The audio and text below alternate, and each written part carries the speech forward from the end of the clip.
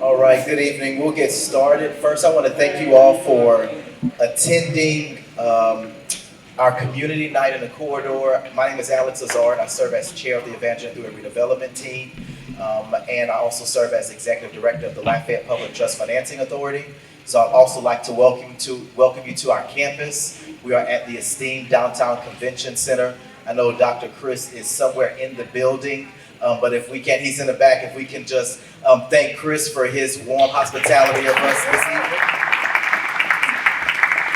And because I will also let you know that I also serve as a pastor at a local church. And so they told me that I have about an hour to talk to you on tonight. So lean back and get ready for it. No, I'm playing. I'm going to read what I prepared just to stay on target here. But I just want to let you know really quickly how much I appreciate you leaning in to this conversation. I was talking with some friends earlier and saying how it is so great whenever we can be a part of the future planning of our community.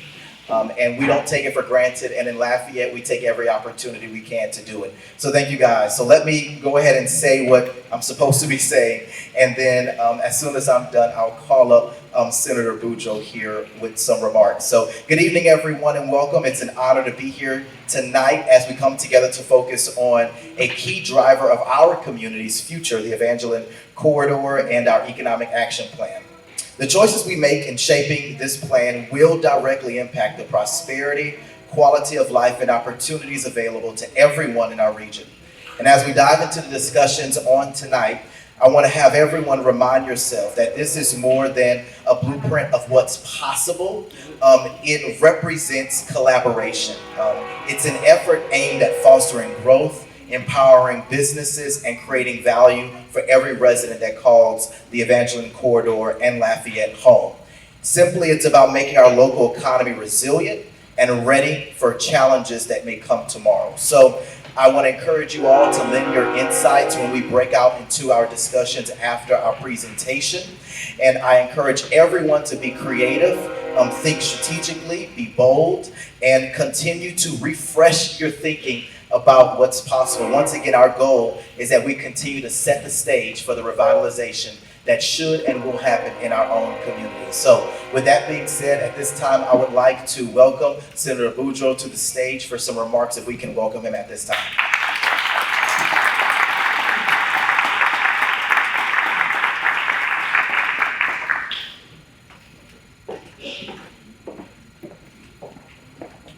Thank you, Pastor Lazard.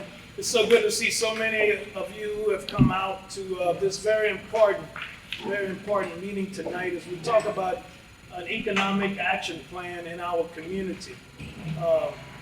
You have to be intentional about what we're going to do and what we say. And since I've been elected to the Louisiana legislature for the last 9 years, we've been intentional about our efforts.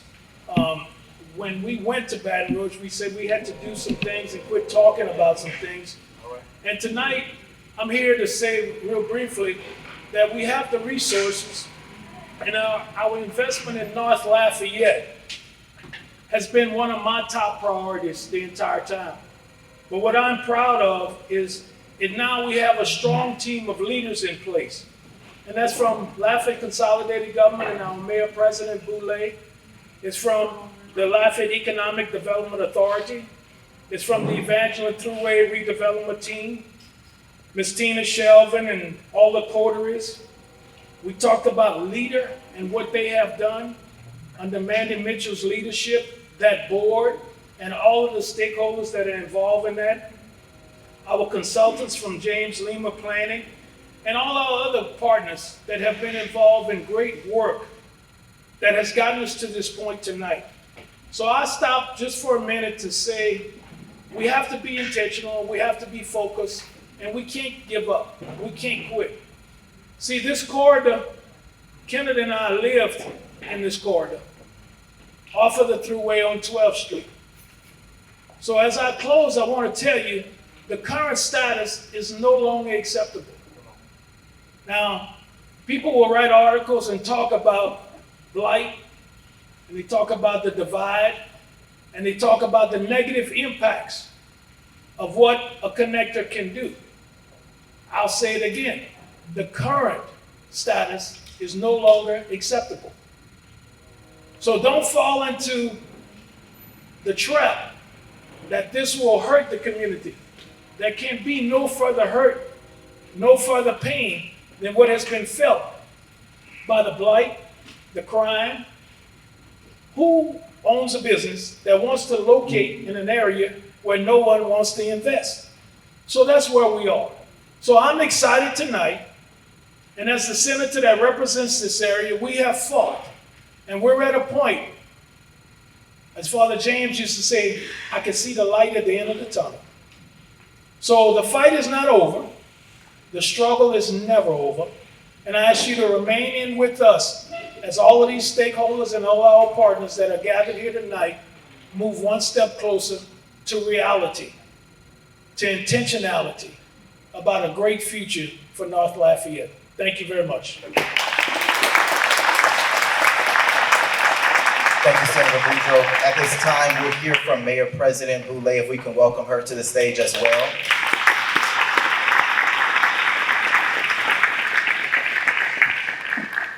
Thank you, Alex, and thank you, Senator Boudreaux. So this project, the I-49 connector, has been in the works for many, many years. And we've all talked about the potential for economic development that this project could bring. What tonight we're going to see is some tremendous thought on ideas and suggestions and a vision being set of what could be, what that economic development impact could look like, right? Back in the 60s when they built the thruway, I think the economy shrunk immediately by 30% in this area. And so setting that vision is critical. It's a mindset shift we have to have as a community. And I can't say we're there, Senator Boudreaux, I don't think we're there yet.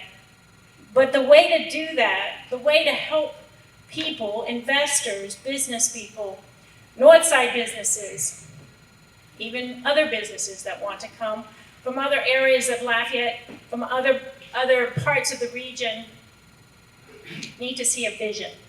And that's what we have tonight, is that vision of what real economic development can look like.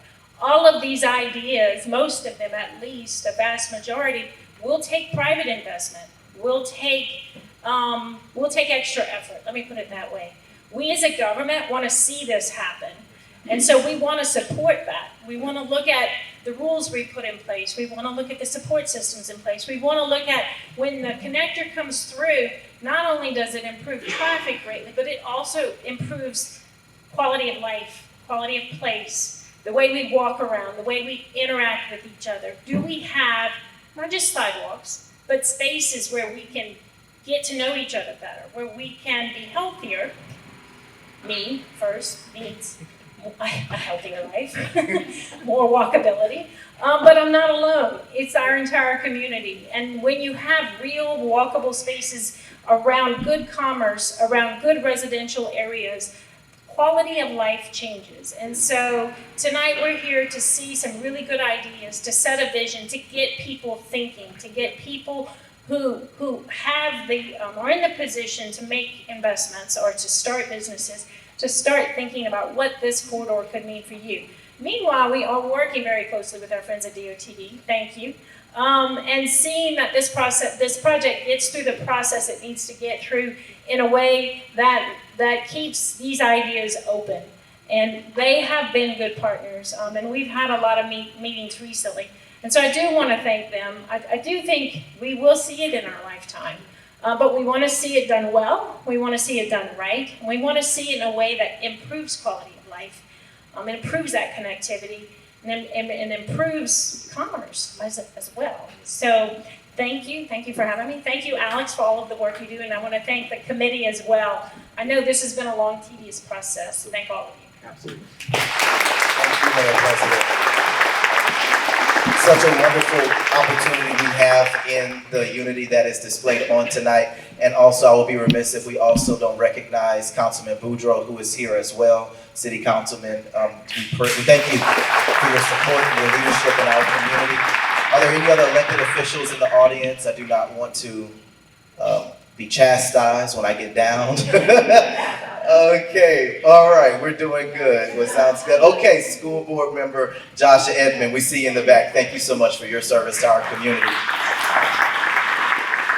At this time, I'll call up a dear friend to all of us.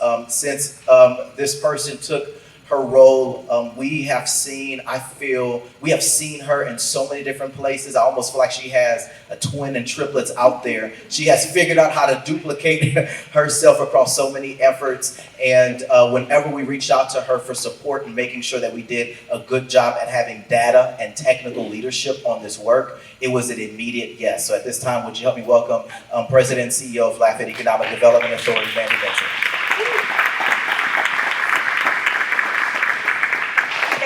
Thank you, Alex. Good evening, everyone.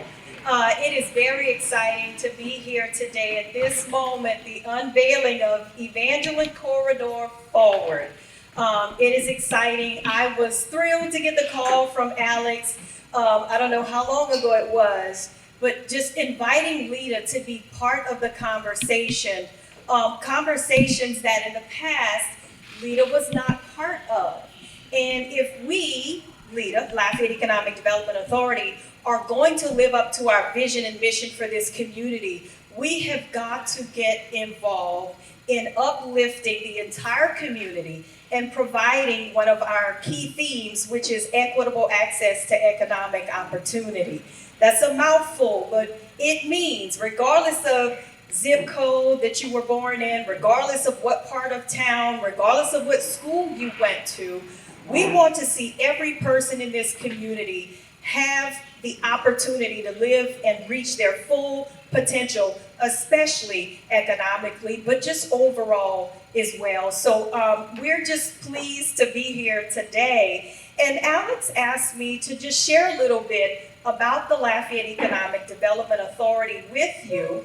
And so, yeah, I do see some new faces here. So I'm gonna try not to bore you to death. But I do want people to understand what Lita is. And by the way, I work for you. All of our 20 plus team members, we work for you, right? We are property tax funded at our organization. And the entire parish, whether you are an owner or a renter, you are contributing to the resources that allow Lita to do the work that it does. I also want to thank Senator Boudreaux, who in the last 3 years since I have been in this role has ensured that we have state resources to assist Lita in expanding beyond that core mission of an economic development authority. Typical economic development authorities focus on business recruitment, bringing new businesses to the community, working with existing businesses, doing workforce development and small business development. We have had the opportunity to spread our wings into revitalization and redevelopment initiatives and small and minority business development initiatives. And I'll just share some of those things with you today. What I have highlighted here is our vision and mission. But if you look at some of the key words here, we want Lafayette to be a location of choice for homegrown individuals, talented individuals. If you're born and raised here, we want you to stay home. We want you to be able to find a place anywhere in this community that you can call home and that you can have that stable economic foundation. Talented people from across the country, we want them to consider Lafayette as a location of choice. Same thing with businesses, entrepreneurs, innovators, creatives. All of that comes together to make a healthy, vibrant, thriving community, and that's what Lita is about. And again, we have to continue to diversify our economy. Those of us who grew up here, we know back in the day, 80s, this entire community was dependent upon oil and gas. We have worked very hard to diversify our economic base. And so we are beyond just oil and gas. We are venturing into clean energy areas. Healthcare is dominant in this area. Tech is dominant. The entertainment and creative economy is dominant in this community. Logistics, transportation, warehousing. We want to keep all of that going and thriving. And I will say this about the future connector. It is an opportunity to open up commerce for our community, to enhance the safety of individuals who are attempting to move around in that area, to re-stitch the community together. And I will say this, I'm gonna pause right here and just say, we have one of the best firms in the country in James Lima Planning and Development. They have a track record of helping communities to stitch themselves back together from the divide caused by the federal government's aggressive highway expansion program that took place from the 50s through the 70s. And so Austin, Texas, I-35 is one example I can think of that James Lima Planning and Development has made its mark. So I'm excited. I'm not gonna bore y'all to death. We do a ton at LEDA, okay? If you call 593-1400, if you have the time, I will walk through every single one of the programs that we offer. If you're a small business owner, if you are an individual looking for a job, or if you're trying to find what skill sets you need to have for the industries that make up our economic base, we can help you with that. I will advance to some of the work that we have been doing, which is a new lane for LEDA, community competitiveness, and that's where all of our work in redevelopment and revitalization comes in. Again, we're a key partner of the program that is going to be presented to us this evening. LEDA has a signature program called Elevate North Lafayette. What that program is about is building the capacity of local, small-scale developers to go block by block and get rid of blight, take those adjudicated properties, take them down and reinvest in those areas so that we can do small-scale infill development. We also like the big projects, like the project Mayor President Boulay worked on with the Bottle Art Lofts, taking that old Les Pay Motel down and turning it into something we could be proud of at Four Corners. We like those big projects as well, and we need both. But we also need individuals like me, born and raised in North Lafayette, Richter Park to be exact, like Alex Lazard and other members at his church that are looking around in their neighborhood and making those targeted strategic investments in those, taking those blighted properties and putting them back into commerce. Elevate North Lafayette is a free resource for anyone interested in understanding, how do I get into property development? We have experts from across the country that we're getting ready to do year 3, providing that free consultation and guidance. We have 2 funds that we have partnered with LPTFA to support small businesses with facade improvements, to support our neighborhood coteries. Shout out to all 5 of our neighborhood coteries. I think I saw every single one of them in this room. Because these individuals they have their jobs, but they're serving as a cheerleader for these communities in and around the connector. We also did a partnership with each of the municipalities in the community to help them with their retail business recruitment strategy. So a couple other things I want to share with you. Senator Boudreaux, at it again, in 2021 authored a Senate resolution that called LEDA out. That resolution said, LEDA, what are you doing to help North Lafayette? Now, I didn't know at the time in the spring of 2021 that I was going to apply for the job and ultimately be in the job and have to be the one implementing what was called out in that Senate resolution, SR 192. But we produced a report, and it covers the waterfront, workforce development, high demand, high wage skills attainment, small business and entrepreneurship training, access to capital, that's so important for small businesses, improved educational attainment, right? There are a couple other areas: increasing the affordable housing stock and growing home ownership and financial literacy. These are all things that we evaluated and called out in that report. Some of those things LEDA has direct ability to control. Several of those things we do not, but we have allies in organizations like Josh Edmond, who is a school board member, who we can go to and say, Josh, I have a new program that I want to partner with LPSS to get more kids interested in skills trades, because those jobs pay $60,000 and $70,000 and they're unfilled, and those employers are calling me for help. So a couple of things I want to call out how LEAD is directly contributing to North Lafayette revitalization. Some of it I've already called out with the Elevate North Lafayette program, with support for ETRT, which, by the way, the Evangeline Corridor Forward, LEAD is going to host a landing page, and we are going to aggressively market these sites to private developers and others, and we're also going to look for resources to try and serve as a catalyst to put together the capital stack, get some of these projects going. We have a partnership with the Greater Southwest Black Chamber, which I saw Kendrick in the room.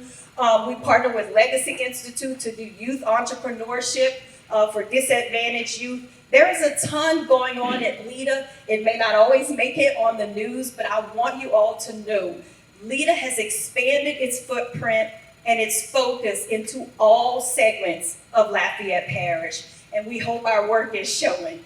So this is just my landing slide. Alex has given me the hook. As far back as we can count, we've helped to attract over $300 million in investments to Lafayette, and we want to keep that going, and we are going to be laser focused on the Grand Boulevard, the work that you are going to learn a little bit more about today. So I will stop there and just say thank you again, Alex, for inviting LEADA to be involved with this initiative. Thank you to all of our elected leaders who help provide resources so organizations like LEADA can support the community, reinvest in the community, help people uplift their own economic situation, whether you're a small business owner or an individual in the community. And thank you to this entire team for all the work that y'all have done. I appreciate it, and y'all have a good night. James Lima. That is a tough act to follow. Good evening. Good evening. I'm James Lima. I'm the president of James Lima Planning Development. We are so delighted to be here and honored to have worked with all of you over the past year. Alex, thank you for inviting us to support your work. Kathy and Mayor President, thank you for all the resources and all the great counsel over this past year. And to this incredible group of people who have had significant input into what you're going to have a chance to really look at on the boards here that really represent a community-driven vision for your place. JLP+D, our firm, is centered around creating greater access to economic opportunity for all people and to help cities and communities create greater quality of life for everyone, which it turns out leads to significant economic competitiveness, which has the virtuous cycle of leading to more prosperity, to reinvest back into communities. And in the course of doing that, that commitment to equity and addressing longstanding inequities, which are certainly not unique to your place, but are really an important part of how we're rethinking the way our policy priorities, our budgets, our land use, our allocation of resources are committed, is making a positive difference in the country, and again, is creating more diverse, more vibrant places that are becoming the places of choice that people want to be at a time when people have never had more choices about where to live, work, play, visit, study. And so it's an enormous opportunity for Lafayette to position itself even more so as this incredible regional resource for arts and culture and leisure and entertainment, commerce and recreation, academia, philanthropy. And so all the richness of your heritage, of your beautiful natural environment, of your place in the region in connection with this mega region that is vibrant and growing is promising. But here's the really good news. People think the problem with implementing a vision is money, right? Well, there are two things that are much more important. A clear and compelling shared vision for who you are and who you want to be as a community. And we believe that that is broadly represented in the work that you all did here tonight. We're just a conduit, right? So we are just here to say, we listened, you spoke, and we wrote it down, we drew, we hope we got it right, and this is really a roadmap that you kind of laid out. The second part is leadership.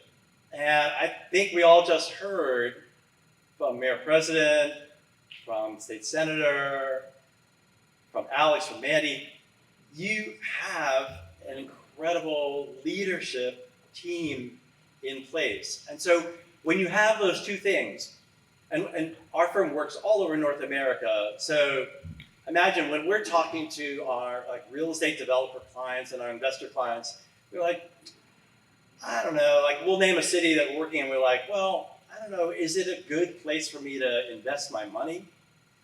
What's the risk of me getting something approved? What's the risk of me being actually able to execute on that? To have an idea of what I want to build, I build housing, I build retail, I build hotels. Can I do that in that place? And so the shared vision and the leadership are the two greatest things that you can do to signal to the private investment community that this is a place that wants to see things done and is welcoming to that investment. And for it to happen in a way that isn't you reacting to somebody's idea, but to say, oh yeah, I can see how what I do as an investor, as a developer, fits into your vision. So with that spirit, we'll give you a sense of what we've come up with. And I just want to acknowledge our incredible partners, the Partnership for Southern Equity, AQ Studios, Tina at Lafayette Habitat for Humanity, Franklin Associates, and HDR. Thank you all for just incredible work. I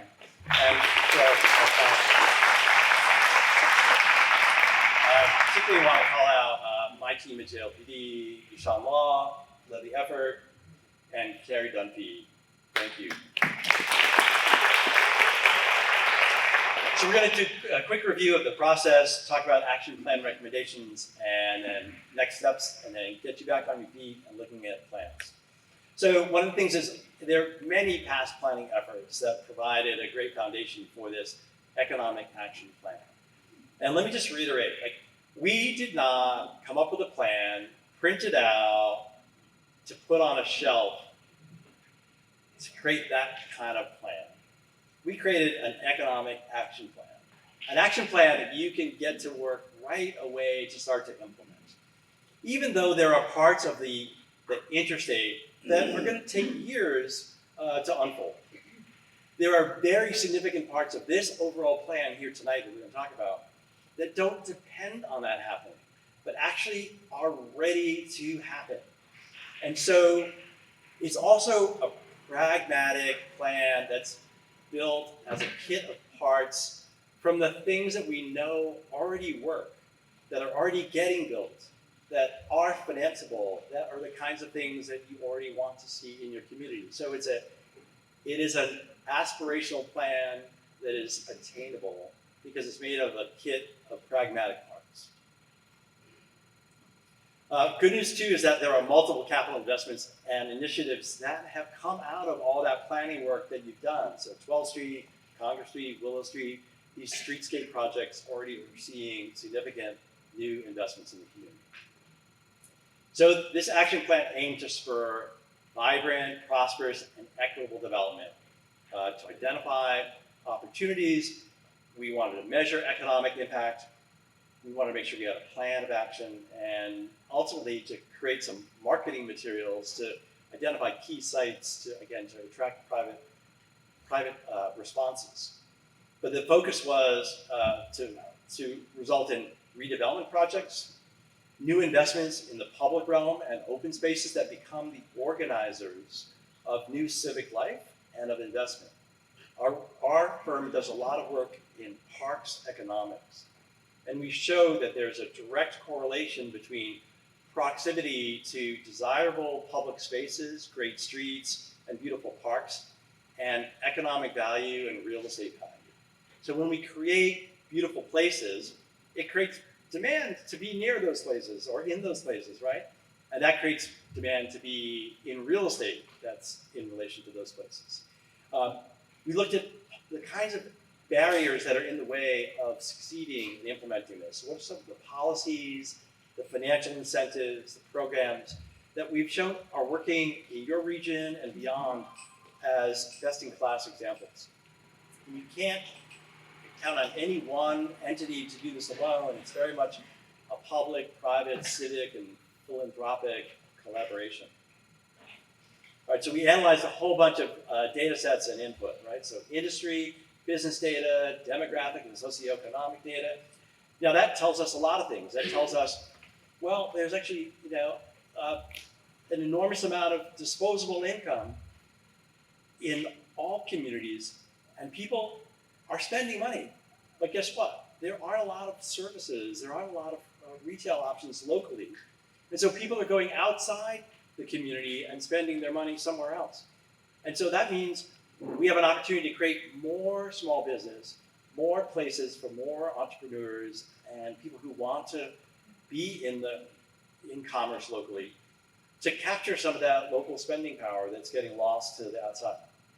We looked at real estate data. Of course, we had these very extensive stakeholder engagement and all the policy reports and plans, and more broadly at the region. And then in this blue-purple diagram, this was our catchment area, our study area. This is where we focused both the look at data, but also the priorities for investment, where the new interstate is proposed to run north-south. Encouraging that you have industries that are growing. When we looked at existing jobs, for example, there are jobs growing in healthcare, in logistics and transportation, hospitality and food service, professional services and management. But look at what the data told us. There are 8,000 plus people who work in this study area, but they live somewhere else. There are 3,000 or so people who live in the study area, and they work outside the area. There were only about 300 people who both live in this geography that you see on the map and work there. That's not acceptable. We need to find more local economic opportunity for people to live near where they work and to work near where they live, so that we're keeping more of that prosperity and vibrancy in one place, but also so that it's just easier to have the quality of life where you're not spending a lot of time traveling. Now, we also looked at the data, and it showed that in many communities, there's a significant low-income household statistic. So this is something that informs many things about the plan. We need more housing choices. We need more quality housing at different price points. We need more access to economic opportunity for more people. We need more workforce training. We need more incentives for people to think about small business. More opportunities to overcome barriers to wealth creation. And then we look in that geographic boundary and we see there's substantial vacant parcels and adjudicated properties. And they're concentrated particularly along that Grand Boulevard area, again, where there's been sort of a cloud over the future of the area, which has led to disinvestment. Now, at this juncture, we see this as an opportunity because the vision plan means there are opportunities to take properties that are currently underutilized and to have them reflect the vision plan for new housing and new retail and new parks and open space, new community facilities, wellness centers, and the like, that reflect what you want to see going forward.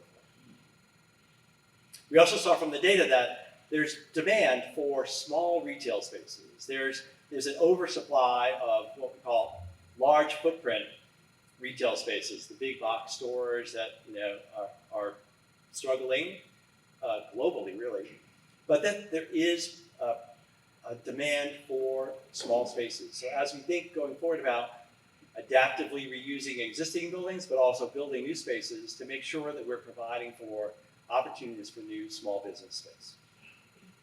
And then the need to better connect people where they are to places of employment, to economic opportunity.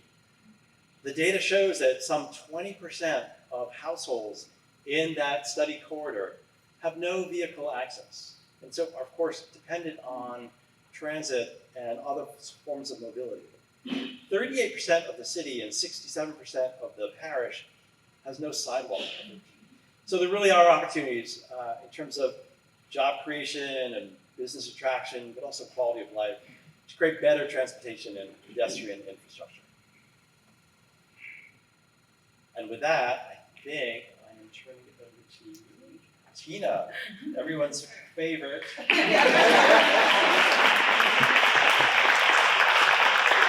Who doesn't like to be the favorite? Good evening, everybody. Thank y'all so much for being out here this evening. Shout out to all my data nerds, too. I'm a fellow data nerd. We have a meeting in the back. But we did take all of that data, and then we also went out to the community and actually had a conversation with a lot of our stakeholders, many of you who are in the room today, so thank y'all so much for coming to follow through. But we had focus groups. The first event of this night we had in January was the community night in the Corridor 1. And we still had Southern Creole out there, so y'all gonna get to double two, number 2 Southern Creole as well. We also did a number of interviews with key stakeholders and technical officials that will help educate this plan as well. And then we also did a number of briefings and workshops with different organizations just to make sure that we all had a good understanding and that we had something that could help us build the community's vision. But in those, we asked all of these questions. We asked the community, what do you want? What do you need, right? Where do you see there's some of the future, like what does the future look like for this corridor? How do we leverage and preserve our cultural assets and all the things that are in the community that we want to keep? And how do we get there as a community, right? So with that, we heard many voices, and some of these things resonated, right? We wanted to say, the community said that they wanted to preserve community cultural assets. We want to celebrate arts and culture. We are Cajun Creole country. We want to uplift that. We want to celebrate our music, right? We also want to see opportunities to celebrate local food entrepreneurship businesses, food businesses that we visit now with our new food truck parks that are popping up, that are making sure that vendors and food entrepreneurs have opportunities to get access to their clientele. And also partnerships with our coteries and continued partnerships with our coteries to increase programming and celebrate cultural assets in their communities as well. We also heard that we wanted to revitalize adjudicated properties and vacant properties. So what we proposed in this is that we wanted to be able to target redevelopment clusters with the focus approach on the Grand Boulevard. The Macomb-Vise neighborhood is home to a lot of adjudicated properties, and there's plenty more all along this corridor as well. So there's plenty of opportunity for us to invest in those opportunities. We also heard that we wanted to have improved quality of life. So when we listened, we said, y'all want parks, right? We want open spaces. We want places where the community can gather. We want opportunities for public art. We also wanted to make sure that we highlighted neighborhood amenities and services, but we also wanted to make sure this corridor was walkable. Because as James alluded, we have a corridor that's filled with low-income folks with low limited transportation. So giving them opportunities to live, work, play, and walk within this corridor was something really important. So I'll pass it off to Jennifer now.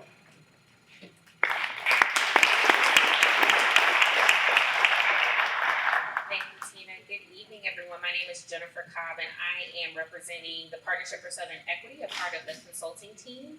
I had the privilege of being able to participate in some of the stakeholder interviews with some of you in the room and read a lot of the feedback that you shared. So I'm going to share a bit more about what we heard and how we are responding. So we heard that community wants to see their amenities and businesses in the neighborhoods, right? They don't want to travel 5 miles to get to the nearest grocery store, pharmacy, or hair salon. They want to be able to access some critical resources, services, and amenities right in their community.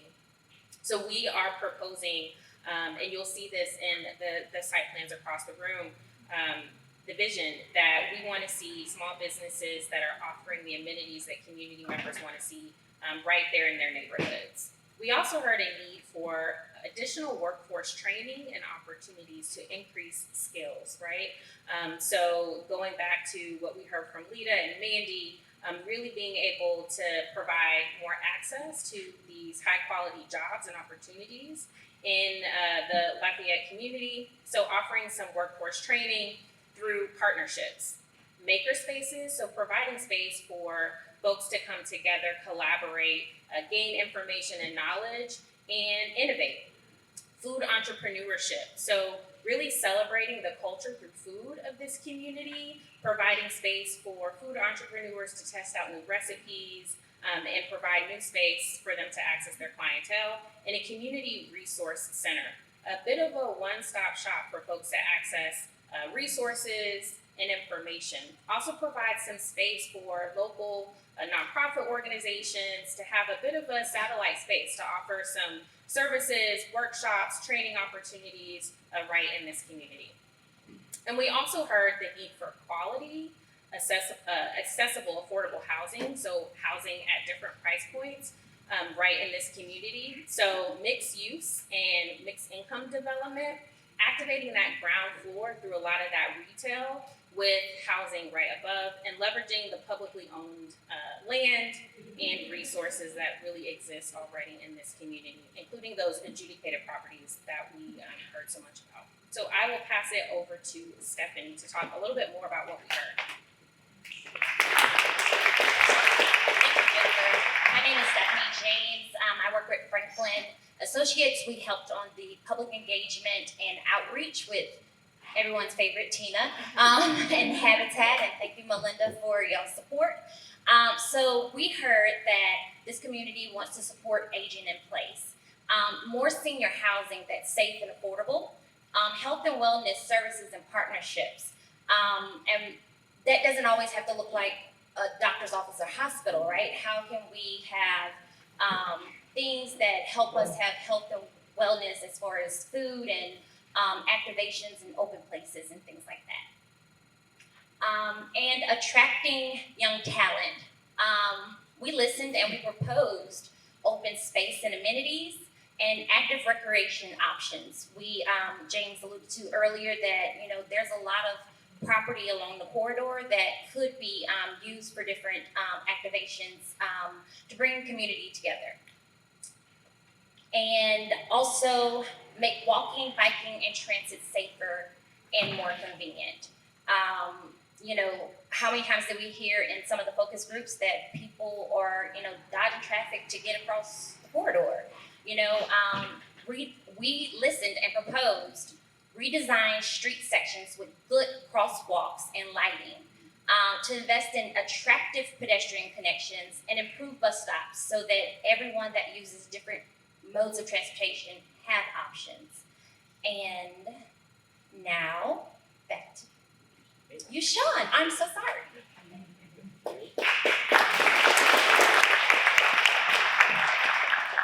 Hello everyone, my name is Yuxiang Luo. I'm the project manager at JLP+D for this project. So what you just heard from James, Stephanie, Jennifer, and Tina is that there's a lot of need. There are a lot of wishes, and also a lot of things that we can do and should do. So naturally, this project, this plan, has to be very ambitious. But we also know, as pragmatic people, that we cannot achieve the goal overnight. We have to break down the very ambitious goal into multiple smaller pieces that can happen independently, in sequence, and also over time.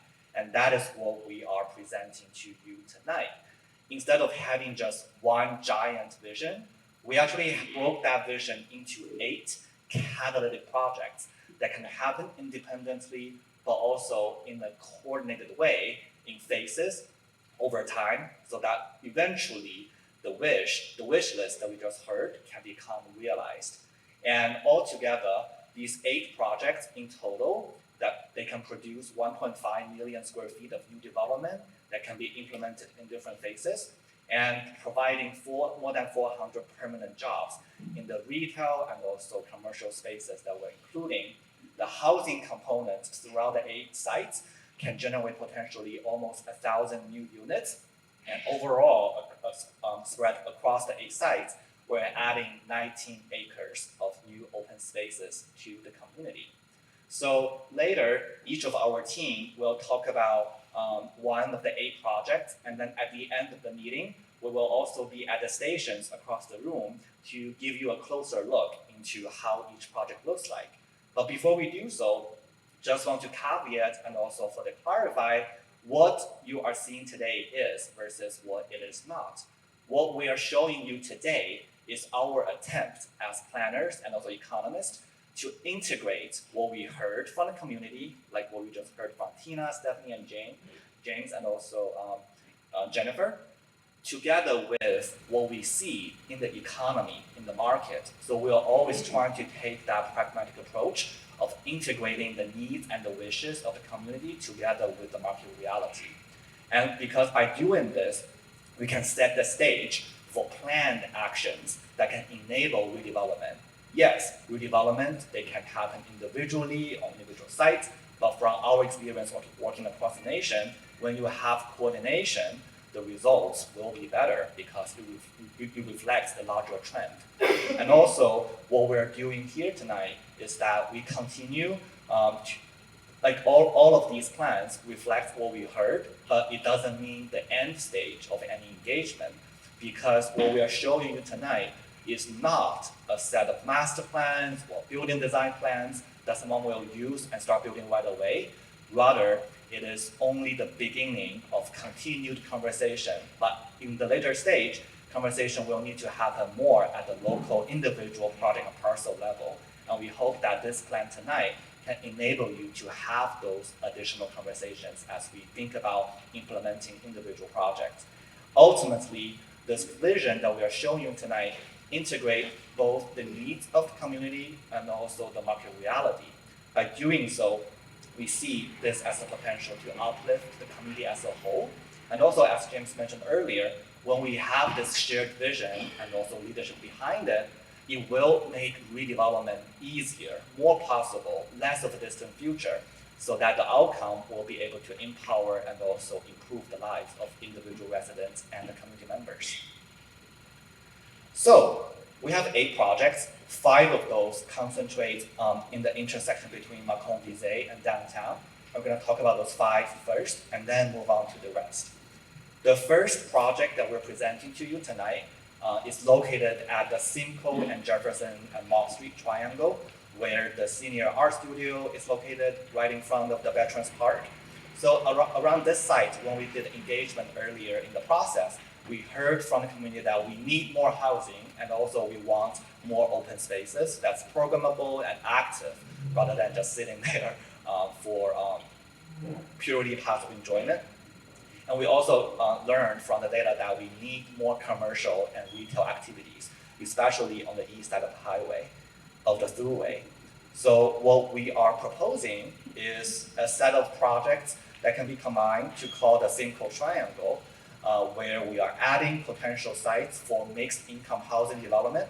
It's worth noting that a significant portion of this location, the parcels, are actually owned by LCG. So there is the potential to jumpstart new development by utilizing the public land. And by adding mixed income housing around the site, also thinking about how that ground floor can potentially become retail spaces so that it feels more active and also has additional programming synergy with the art studio and also Veterans Park across the street. So this is the first project, Simcoe Triangle. For the next project, I'll pass it on back to Tina. Thank you, sir. Oh, y'all can clap for me. That's really for you, Sean. I'm going to talk to y'all a little bit about Macomb-Vizay Central. This project, just to orient everyone, the community house is that big tree in the middle of the intersection, but it's basically the campus positioned with going down 12th Street towards the thruway. So with this, we heard from the community that we wanted more infill housing. In our community, Macomb Visa, as I mentioned earlier, has a lot of adjudicated properties within our boundaries for our neighborhood coterie, but we also have a lot of different vacancies, right? So we have vacant buildings, we have vacant businesses, we have a lot of blight and blighted properties. So that was something that sounded resoundingly across the board, that we needed to look at different infill housing opportunities. Also making sure that our homeowners, our existing homeowners, are made complete and feel whole within the community by making sure that they have resources for those homeowners, that as new homes and new developments come into the community, that they're not priced out or put in a position where they have to leave their homes because something new is coming.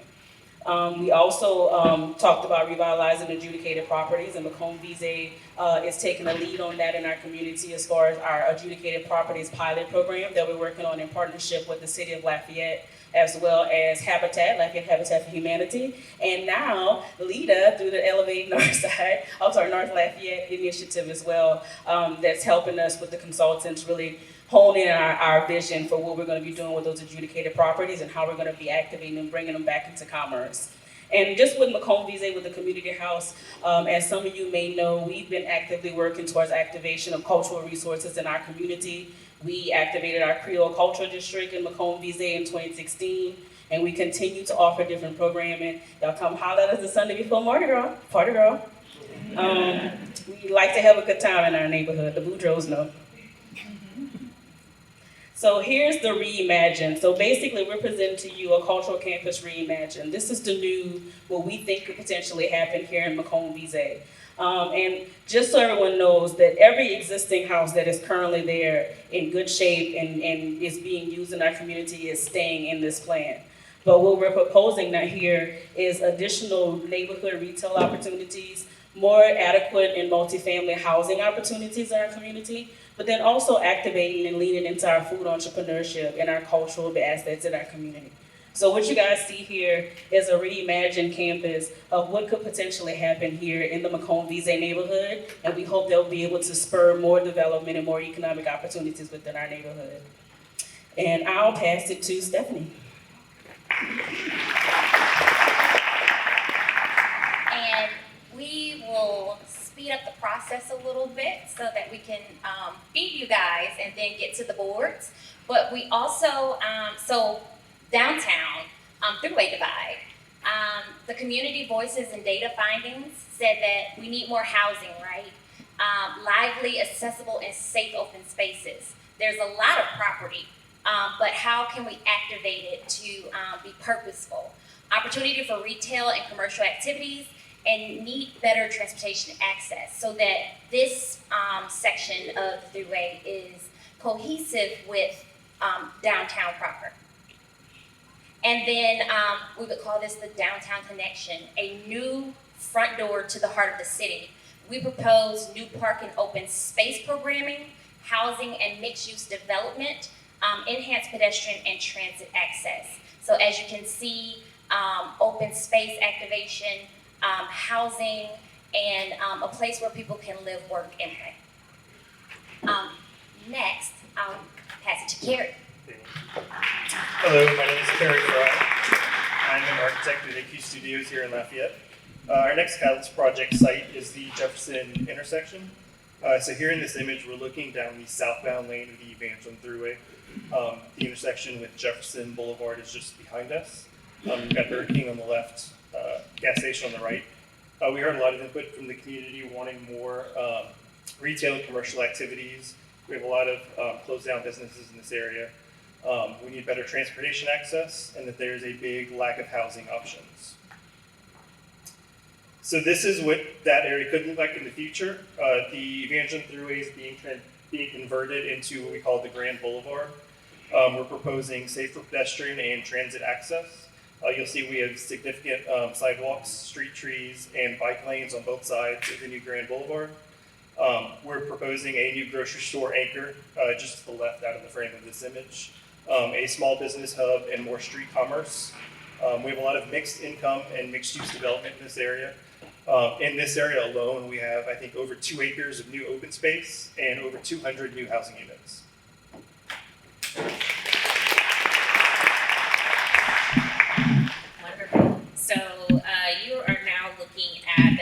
intersection of Johnston and the Thruway, which we are calling Southbound Thruway.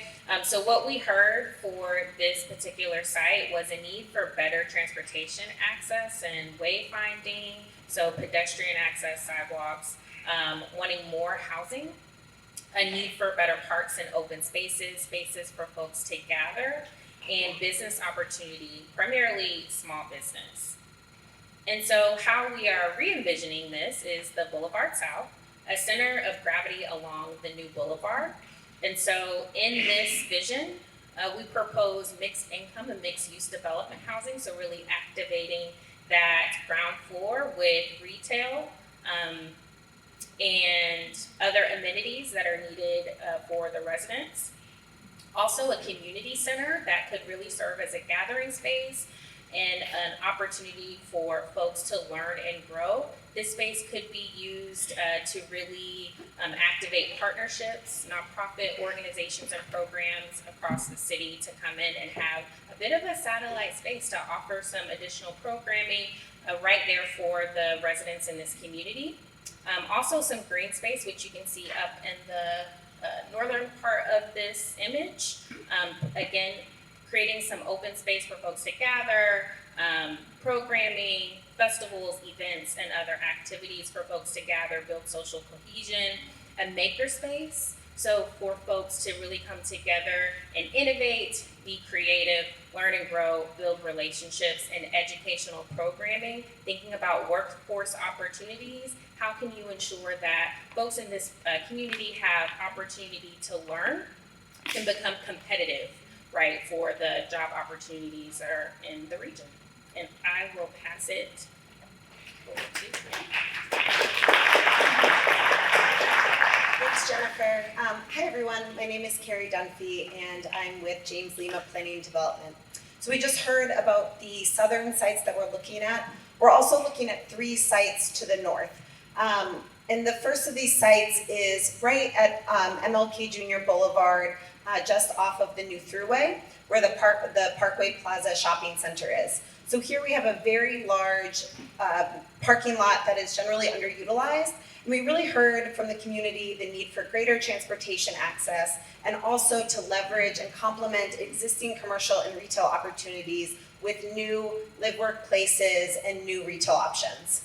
So here we're proposing a new live-work-play experience that includes improved streets with better pedestrian connectivity, as well as new park amenities, so putting in an acre of new open space that can be programmed, as well as retail activities, so to complement the existing ones already at the plaza, and new housing that is mixed use right off of the corridor. And now I'll pass it to Melinda.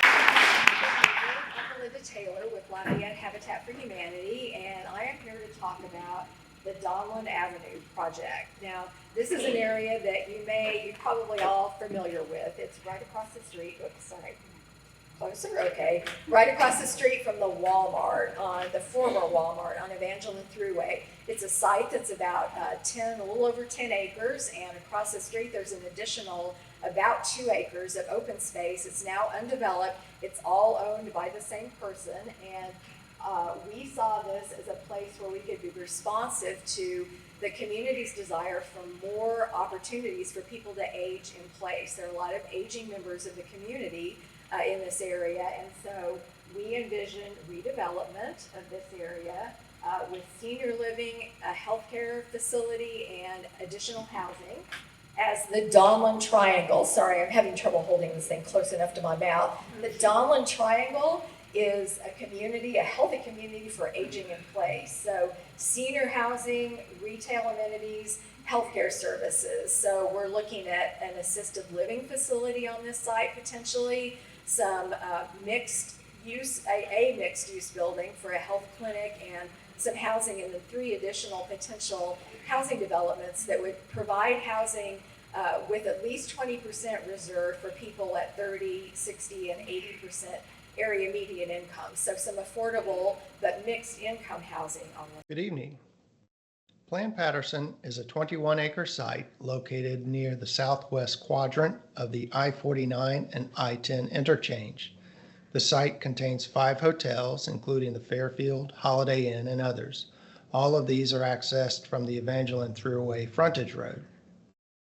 You can see a significant portion of the site acreage is vacant land, particularly the frontage along Patterson and Netta Streets. Also notice the western end of this site is surrounded by residential, and thus new housing is a core recommendation here. In fact, the Economic Action Plan proposes nearly 200 new housing units, both multi- and single-family formats. Other recommended uses are infill projects around and behind the hotels, including a community facility and mixed uses such as a community-focused retail. The plan recommends preservation of 4 acres as community open space. These precedent images from other cities suggest the character of future development envisioned by the Evangeline Corridor Economic Action Plan. We recommend ETRT and plan partners reach out to the majority landowners and hotels to initiate a master planning process here, which should include community engagement with the surrounding residential areas. We want to top it thinking about the infrastructure needs, really thinking about Jefferson Boulevard as being the catalyst site here to connect the corridor east-west from downtown across to the east. We also want to think about policy when we're thinking about the housing we want to bring in. What type of housing do we need? At what price points? At what sizes do we need? 1 bedrooms, 3 bedrooms, etc. So that's something that we really hope that the city takes on next. Also think about funding opportunities, where are public funding and also philanthropic funding that can help push a lot of these projects forward. Leverage existing public land, thinking about Simcoe Triangle that we spoke about, that is already, most of it is owned publicly, so thinking how that can also be a catalyst project site. And finally, thinking about any potential rezonings or overlay zoning districts so that we can ensure that the zoning that exists now can be amended so that it can fit the vision that we all have for these sites. And finally, We all really want to eat. yeah. Just a couple more things. You're thinking, all right, how do I stay connected to all this work? What are some of the resources? Talk to LCG and ETRT. If you have ideas about zoning, about land use, about infrastructure, talk to partners and networks, not-for-profits, institutions, employers, if you want to talk about local and external resources to help visualize this. Talk to LEDA if you're interested in business development and other real estate opportunities. Also, talk to your neighbors and coteries to discuss potential redevelopment projects, how to improve those properties and your community as a whole. Here are some particular projects that are good news, right? So LCG has secured funding to really get the momentum going in this corridor for MLK, for 12th Street, for Johnson Street. And here's some links. If you use your phone, you can scan the codes to check out the action plan on the LCG website. We'll leave this up. And for more information about Catalyst projects on the LEDA website, come back to this and I'll leave it up on the screen. And then lastly, take a closer look at the projects that reflect all the community input that you've been so much a part of. And there's stations set up all around the room. And please enjoy the food. It's been wonderful to have this time with you tonight and this past year. And congratulations on all the work and all the input that has led to the vision tonight. Have a wonderful evening.